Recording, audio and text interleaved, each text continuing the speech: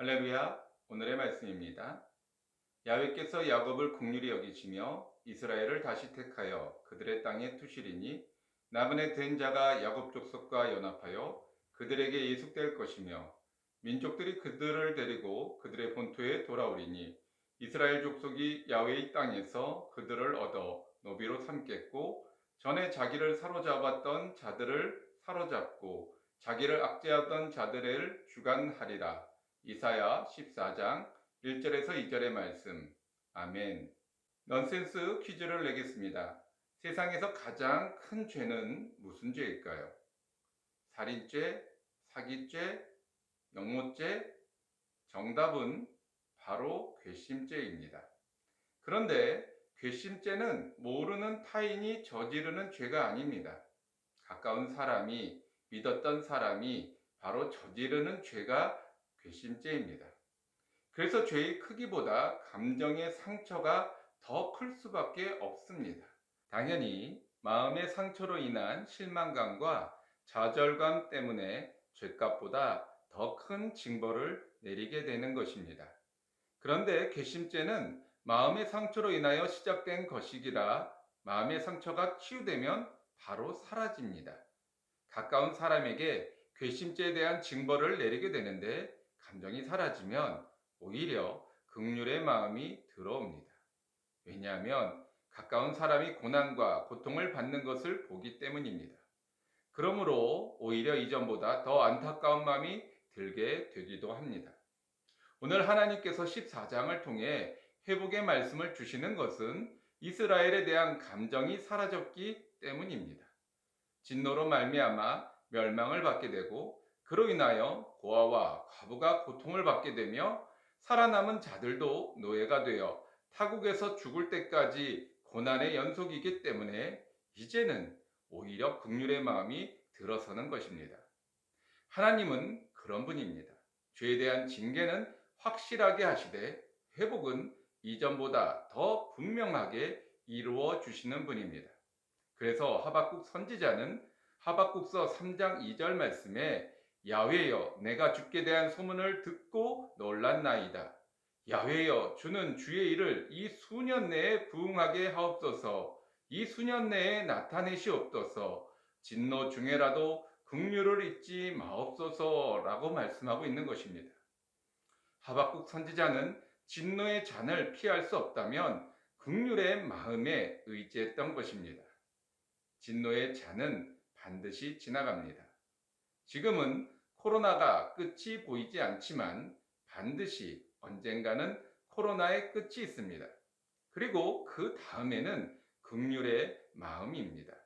지금까지 코로나로 인하여 예배를 드리고 싶어도 드리지 못했던 분들에게 하나님의 큰 은혜가 임할 것입니다.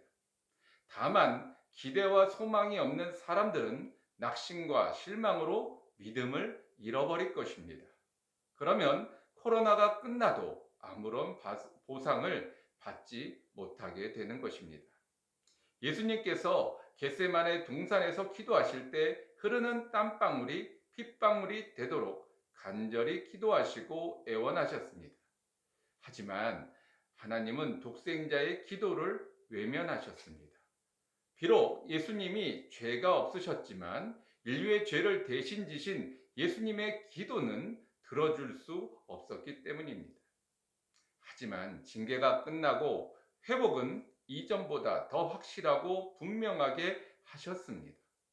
단순히 죽음에서 부활하신 것뿐만 아니라 영원한 생명의 첫 열매가 되셨고 구원의 이름이 되게 하셨습니다. 그만큼 하나님의 회복은 크고 확실합니다. 그러므로 우리의 고난 속에서도 믿음과 소망을 잃지 마시기 바랍니다. 오늘 본문의 말씀은 야훼께서 야곱을 긍휼히 여기시며 라고 시작합니다. 긍휼은 반전의 단어입니다. 긍휼의 언어적 의미 속에는 라함이라고 하는데 단순히 용서를 해주는 차원이 아니라 사랑을 하다는 의미가 있습니다. 즉 마음의 상처로 인하여 진노와 미움으로 마음을 덮었다가 진노와 미움이 사라지면 그 내면에 있던 사랑의 마음이 다시 드러나는 것입니다. 이것은 자녀의 잘못을 보고 혼을 내는 부모의 마음과 같습니다. 부모는 자녀에게 이미 사랑의 마음으로 가득합니다. 그래서 누가복음 11장 13절 말씀에서도 아무리 악할지라도 자녀에게만큼은 좋은 것으로 주고 싶은 것이 바로 부모의 마음입니다. 하지만 자녀를 가르치거나 꾸중을 할 때는 엄하게 대해야 합니다. 사랑의 마음으로 가르치거나 꾸중을 준다면 자녀는 자신의 잘못을 깨닫지 못할 것입니다. 하지만 꾸중이 끝나고 내면에 감춰두었던 사랑의 마음이 다시 드러나게 되는 것입니다. 이것은 노력이나 시간이 필요로 하는 것이 아닙니다. 엄한 마음만 사라지면 바로 나타나는 것입니다. 자녀는 자신의 잘못을 깨닫고 회개만 하면 됩니다. 그 다음의 말씀은 야곱의 족속과 연합하여 그들에게 예속될 것이며 라고 말씀하고 있습니다. 하나님의 회복은 단순하게 이전의 것으로 회복을 말하는 것이 아닙니다.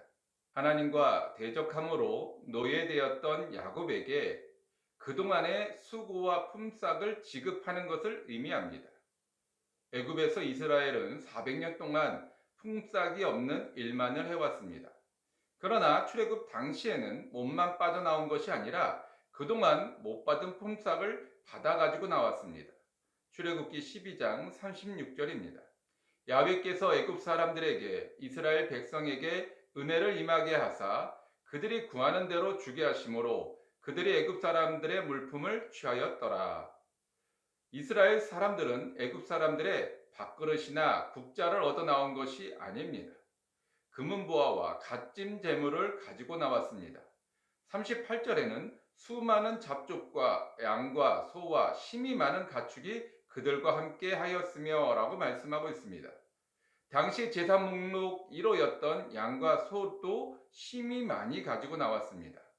400년 동안 노예로 살았던 이스라엘 사람들에게 양과 소가 있었을까요? 있다 하더라도 몇 마리 정도의 부귀가 있을 것입니다. 그렇다면 수많은 양과 소는 누구의 소유입니까? 바로 애굽 사람들의 소유였던 것입니다. 이와 같이 하나님의 회복은 다시 살리거나 징계 이전으로 복귀하는 것을 말하는 것이 아닙니다. 더 나아가 2절 말씀에는 전에 자기를 사로잡던 자들을 사로잡고 자기를 납치하던 자들을 주관하리라고 말씀하고 있습니다. 눈에 보이는 물질적 축복뿐만 아니라 보이지 않는 명예의 회복도 이루어 주십니다. 애굽에서 애굽 군대는 노예인 이스라엘 사람들에게는 두려움의 존재였습니다. 그런데 그런 애굽 군대가 지금 이스라엘이 보는 앞에서 홍해의 수장이 되었습니다. 이것은 단순히 두려움에서 벗어나는 것만을 말하는 것이 아닙니다. 당시 애굽은 최대의 국가이면서 강력한 군대를 가진 강대국이었습니다. 그런 애국 군대가 힘없이 무너지는 것을 보는 것은 지난날 과거의 노예로부터 자유를 선포하는 것이요 또한 이전의 삶과의 결별을 뜻하는 것입니다. 일제강점기 때 한국에서 태어난 일본 사람들이 있었습니다. 그들은 광복 후에도 일본으로 가지 않고 한국에 남아 있었습니다. 한국이 고향이고 일본은 오히려 낯선 나라였기 때문입니다. 하지만 광복 후에는 상황이 바뀌어서 일본인 교사였던 사람이 자신이 가르쳤던 학생의 식모로 들어갔다고도 합니다. 이것은 단순히 인생의 역전이 아니라 완벽한 복수이며 명예의 회복입니다. 하나님은 그런 분입니다. 그러면 우리는 지금 이 어려움을 어떻게 극복해야 할까요? 지금의 상황에는 반드시 끝이 있음을 기억해야 합니다. 비록 지금은 눈에 보이지 않아도 언제 끝날런지 알 수는 없어도 반드시 끝이 있음을 기억해야 합니다. 그리고 끝이 난 후에는 전혀 다른 반전이 있음을 또한 기억해야 할 것입니다. 앞서 말씀드린 대로 우리가 생각하지 않았던 놀라운 축복이 예비되고 있습니다. 일제강점기 때 광복을 생각하지 않고 일제의 앞잡이 노릇을 했던 한국 사람들이 있습니다. 그들은 광복이 오히려 두려움과 떨림의 날이 되었을 것입니다. 자신의 신분을 숨기고 사람들을 피해 도망치는 인생을 살 수밖에 없었습니다. 갑자기 찾아온 광복이 그들에게는 절망과 멸망의 날이 된 것입니다. 우리도 마찬가지입니다. 지금까지 보이지 않고 손에 잡히지 않았다고 해서 영원할 것이라고 생각한다면 큰 착각입니다. 이 상황은 반드시 바뀔 것입니다. 사람이 사는 세상은 혹 실수나 잘못된 일이 있을 수 있지만 하나님 나라에서는 실수도 잘못된 일도 없습니다. 그래서 고난의 시기에 믿음을 지키는 사람이 대접받고 인정받게 되는 것입니다. 요한계시록 2장 10절의 말씀입니다. 너는 장차 받을 고난을 두려워하지 말라. 볼지어다 마귀가 장차 너희 가운데서 몇 사람을 옥에 던져 시험을 받게 하리니 너희가 10일 동안 환난을 받으리라.